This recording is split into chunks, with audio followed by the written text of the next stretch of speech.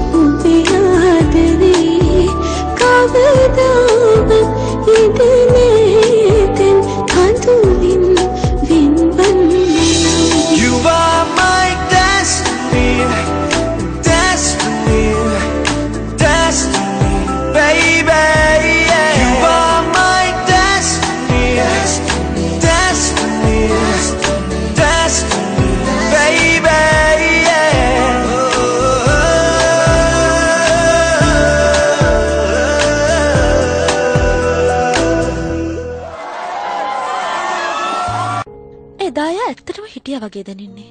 හරියට මේක නිකන් මායාවක් වගේ. මගේ ඉස්සරහින් ඉඳන් මන් දිහා බලන් ඉන්නවා වගේ දැනුණා. ඒත් මං කොහොමද දෝමින්ජුම දකින්නේ? කොහොමදත් එහෙම දෙයක් සිද්ධ වෙන්න බෑනේ. අනේ මන්ද අපිට පිස්සු හැදීගෙන යනවද කියලා.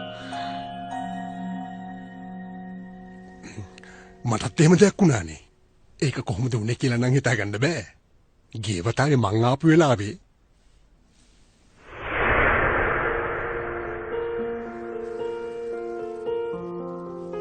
දැන් නම් පැල ටික හොඳට වැවිලා. ඒක කොච්චර දෙයක්ද?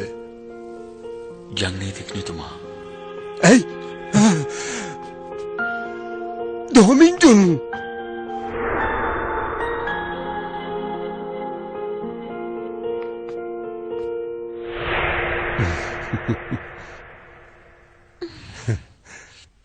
අමුතු දේවල් පේන නිසා මං හොස්පිටල් එකටත් ගියා. ඒ වගේ දේවල් පේන්න තද මානසික පීඩනය නිසා කියලා ඒගොල්ලෝ නම් කිව්වේ. ආදරය කරන කෙනෙක් වෙන් වෙලා යන එක මැරෙන්න තරමේ මානසික පීඩනයක් දෙන දෙයක් කියලා එයාලා කිව්වා. සමහර විට ජග්නීතිච්චතුමාටත් දෝමින්ජුන් ඒ වගේ විශේෂ කෙනෙක් වෙන්න ඇති. අම්මේ මං හොයාගත්ත එක දැක්කද? මේ කළුත් ග්‍රහයෙක්ලු. මොනවා? මං අපේ මින්ජුන් අයියගේ ටෙලස්කෝප් එකෙන් මේක හොයාගත්තේ. ඒක පළවෙනි වතාවට තමයිලු මං නිරීක්ෂණය කරලා තියෙන්නේ. මොනවද මේ කියවන්නේ? ඉස්සෙල්ලාම දැකපු වෙලාවේ මම මේක එච්චර ගණන් ගත්තේ නැහැ. හැබැයි ඉතින් දිගටම නවත්තන්න නැතුව මං ඒක නිරීක්ෂණය කළා. ඊට පස්සේ පිහිටීම, දීප්තිය, භ්‍රමණය මේ හැම දෙයක් ගැනම මං වාර්තා කළා. ජාත්‍යන්තර අභ්‍යවකාශ මධ්‍යස්ථානයෙන් මට తాවකාලික අංකෙකුත් දුන්නා. මොනවද මන්දා? මට ඔය කියපු එක දෙයක්වත් තේරුන්නේ නැහැ. එතකොට මේක හොඳ දෙයක්ද? හොඳ දෙයක් තමයි. මොකක්? මං හොයාගත්ත ග්‍රහලෝකෙට ඕනනම් මට කැමති නමක් උනත් දාන්න පුළුවන්. එහෙමනම් ඉතින් ඔයාගේ අම්මගේ නම හොඳට ගැලපෙයි. ඒක නෙවෙයි. දෝමින්ජුන් තරෝ කියලා දාමු.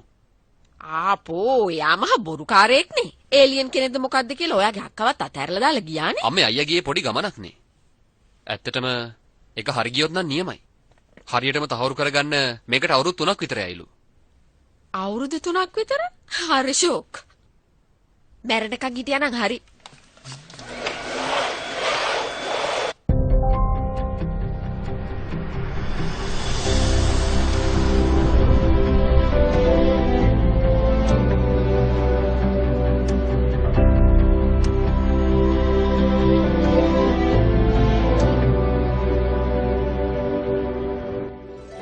ඔබත් සමග මේ අවස්ථාවේ සහභාගී වෙන චොං යුන් ජේ මහත්මයා අලුත් ගායකයෙක් සොයාගත් 27 වෙනියා. ඇත්තටම ඔහු මේක ප්‍රථම වරට නිරීක්ෂණය කළා තියෙන අවුරුදු 3කට කලින්. කොහොම හරි ඔහු දැන් සොයාගත්ත ග්‍රාහකයාට තමා කැමති ආකාරයෙන් නමක් ලැබීමේ අවස්ථාවක් ලැබී තිබෙනවා. ඔබ විශ්වවිද්‍යාල ශිෂ්‍යයෙක් නේද? ඔව් මම අවුරුදු 3ක්ම එක දිගට ෆේල් වුණා. ඇත්තද? පෘථිවියට ආලෝක වර්ෂයකට එහා තියෙන ග්‍රාහකයෙක් සොයා ගන්නවා කියන එකට සෑහෙන අධ්‍යයනයක් කරලා ඒ වගේම අතිවිශාල දත්ත ප්‍රමාණයක් හොයාගන්නත් ඕනේ. මේ වගේ දෙයකට වෘත්තීය දක්ෂතාවයක් අවශ්‍යයි. ඇත්තටම කොහොමද මේක මේ හොයාගන්නේ? හැම දෙයකටම මට මඟ පෙන්වලා දීපු කෙනෙක් හිටියා. එයා තමයි නිතරම උදව් කළේ. එහෙමනම් මේ ග්‍රාහකයා නම් කරන්න ඉන්නෙත් ඔව් ඔයා කියන්න යන දේ හරි. මං ඇත්තටම මේ ග්‍රහවස්තු නම් කරන්නේ දෝමින්ජුන් කියලා තමයි. අපි ස්තුතියි. ස්තුතියි බොහොම ස්තුතියි. කඩේට වෙලා ඉන්න තු මොකද පස්සෙන් ආවේ? ඒ මේකනේ උදව්වට කවුරු හරි ළඟින් හිටියොත් කට්ටිය ඉන්නවයි කියලා පේනවනේ. අපි තව තැනකුත් හොයාගන්න බලමු. ඔව් කියන්න අධ්‍යක්ෂකතුමා. ඔව් මේ කතා කරන්නේ මැනේජර් තමයි. දැන් එනවා. යමු නේද? අක්කගේ කඩේ මේ දවස්වල හොඳට වෙළඳාම් තියෙනවා වගේ නේද? යොන්ජේට තව ලොකු වැඩවලට අත ගහන්න ඕන නම් අක්කගේ උදව් අරගන්න. ඕන උදව්වක් කරන්න. මට මගේ ජීවිතය විනාශ කරගන්න ඕනේ නැහැ. තාම නොදරුව.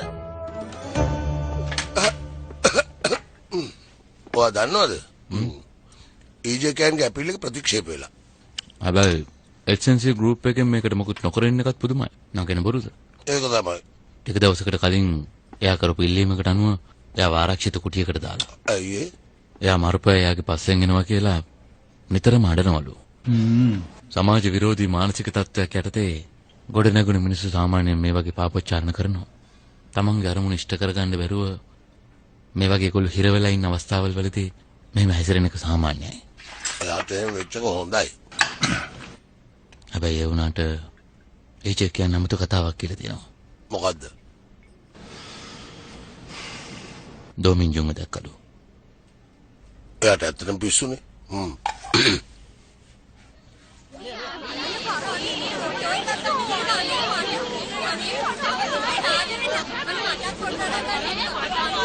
අයියේ කොහොමද? මොකද මේ දැන් මින්දම ප්‍රේක්ෂක ප්‍රතිචාර වැඩි වෙලා වගේ. මේ පාර ඩ්‍රාමා එක හොඳ එකක්ද? මට 아무තු කටකතාවක් අහන්න ලැබුණා. මේ ප්‍රොඩක්ෂන් එකේ නිෂ්පාදන වියදමින් භාගයක්ම ගෙවන්න ඔයාලගේ කම්පැනි එක කියන්නේ? ඇත්තද?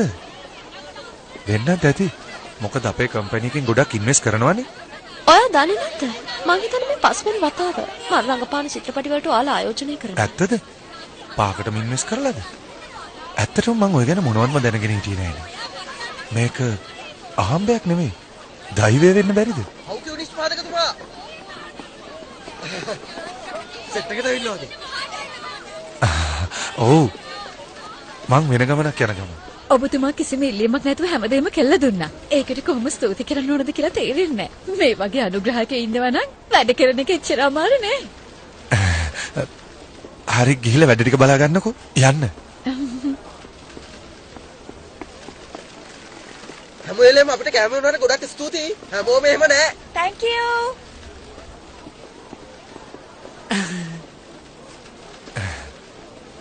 හොඳට රඟපාන්න පුළුවන් නේද? මම මේව දන්නේවත් නැහැ. ඔයාගේ කැරක්ටර් එක හැමතිස්සෙම කැපිලා පේන එක හොඳයි. ඒක හොඳ ඉන්වෙස්ට්මන්ට් එකක්. පිස්සෙක්.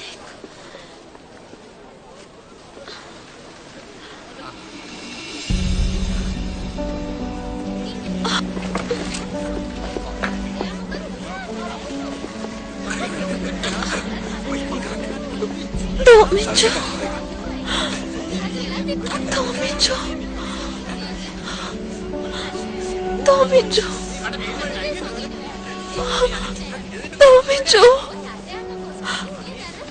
Doomicho. Doomicho. Doomicho. Doomicho.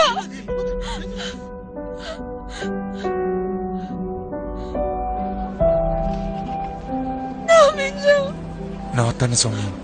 නවත්තන්න. Doomicho. දැන් හරි. ප්‍රශ්නයක් නෑ.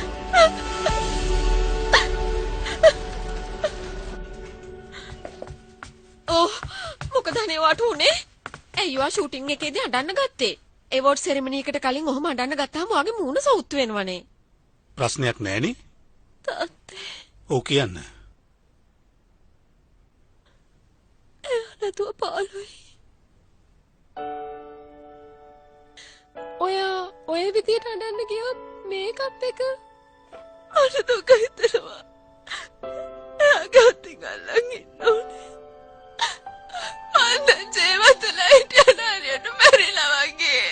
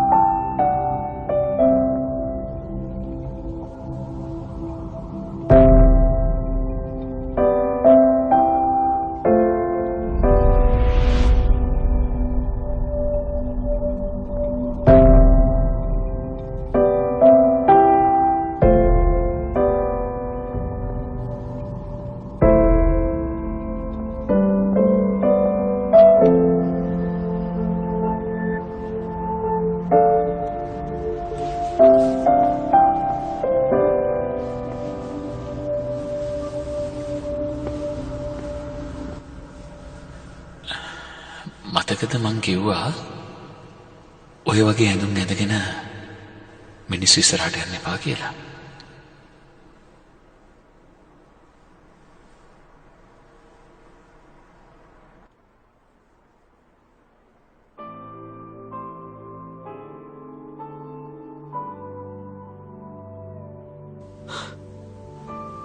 දොමින්චෝ.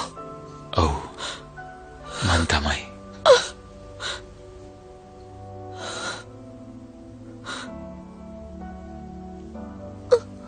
මේ මන් තමයි.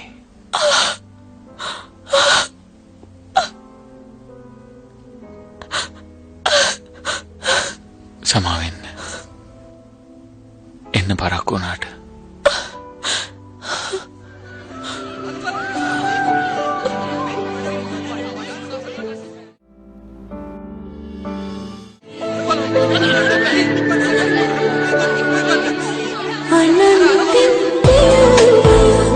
I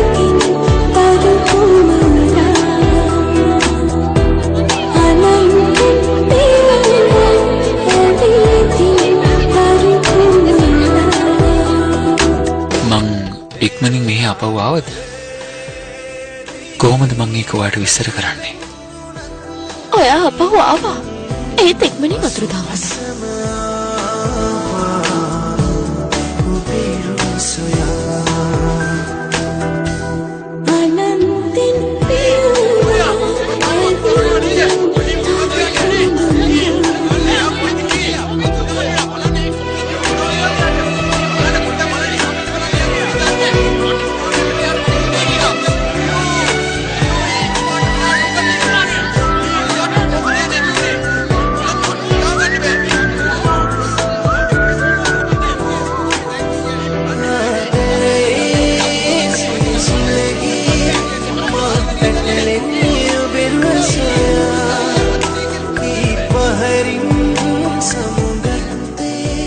අවුරුදු 3කට කලින් මෙහෙන් පිටත් වෙනකොට මම පුළුවන් තරම් ඉක්මනට එතනට ගියා. ඒ තැන තමයි වෝම් හෝල්.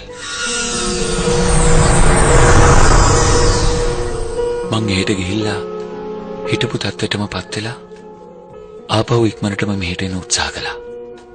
ඒකට ගත වෙච්ච කාලය පෘථිවි කාලයත් එක්ක බලද්දී හරිම පුංචි කාලයක්. ගොඩක් අවස්ථාවල මම මෙහෙට එන්න උත්සාහ කළා. මුලින්ම මම සාර්ථක වෙච්ච වෙලාවේ මට පෘථිවියට එන්න ලැබුණේ උපරිම තප්පර 5ක් එහෙමත් නැත්නම් 10ක් වගේ කාලයක්.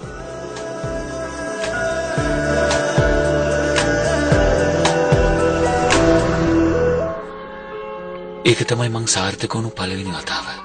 හැබැයි එදා මට එක වචනයක්වත් කතා කරන්න බැරි වුණා. එහෙනම් මං ඇත්තටම දැකලා තියෙනවා. මං හිතාගෙන හිටියේ මට පිස්සු හැදිලා කියලා. දෙවෙනි වතාවේ සාර්ථක වුණු වෙලාවේ මට වචනයක් කියන්න තරම් කාලයක් ලැබුණා. ඒකත් චොන්සොන්ගී කියලා කියන නෑ නෙවෙයි.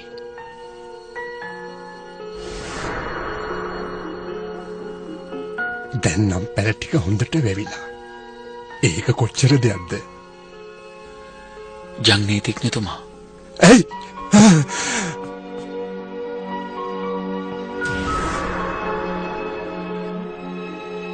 ඊට පස්සේ ගොඩක් වතාවක් මම උත්සාහ කළා. අසාර්ථක වෙච්ච අවස්ථා වැඩි. හිතාමතාම මම ඒ දේ කළේ නැති වුණත් එක අවස්ථාවකදී මම කෙනෙක්ව බය කළා.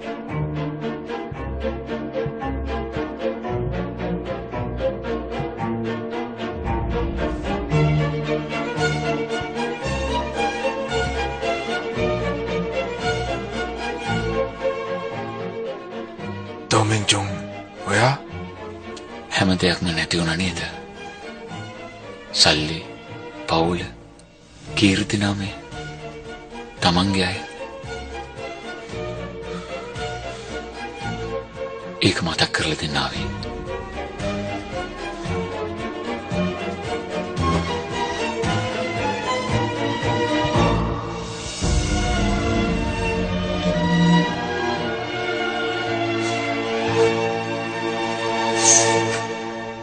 වැදගත්ම දේ මට පෘථිවියේ ඉන්න පුළුවන් කාලේ ටිකෙන් ටික වැඩි වෙන්න ගත්ත එක. ඔව් ඒක තමයි වැදගත්ම දේ. මේ වතාවේ අවුරුද්දේ මාස 2ක් වෙන්න පුළුවන් වුණා.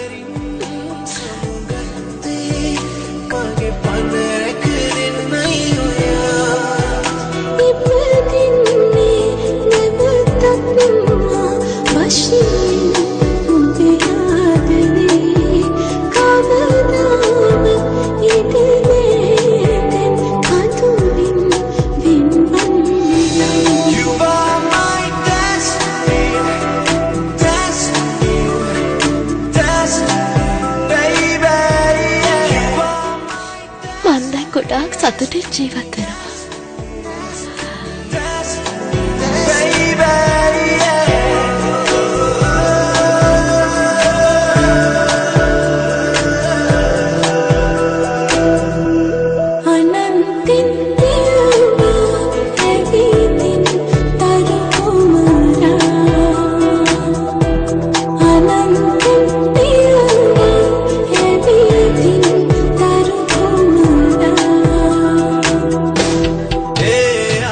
ඉස්සර කාලේ ගෙදර එන පාර හොයාගන්න බැරුව අතරමං වෙච්ච හවෙක් හිටියා. අන්තිමට එයා ගෙදර ආවා. හිටපු ගමන් එකපාරට අතුරුදහන් වෙලා යන එක මොන වගේද කියලා අහන්නේ.